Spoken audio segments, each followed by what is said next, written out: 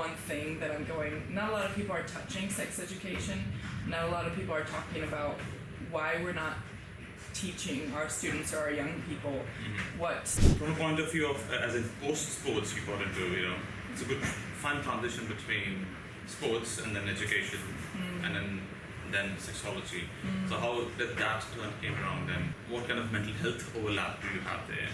Yeah. So You as in yeah, it was kind of an unconventional path, I would say, to getting here, and I think it's what really gives me a more well-rounded perspective of how the world works and how all of this really fits into what it is I'm doing right now, and how the system and how the community all interacts. But I went from uni into management, and from that I was in Melbourne during COVID, and I feel like that for many people was so life-altering, and sitting there with not a ton to do. I was recruiting international students and the borders were closed, so there's some irony there. So I went, why don't I study in education, but I want to do a research degree because I want to understand some gaps in curriculum.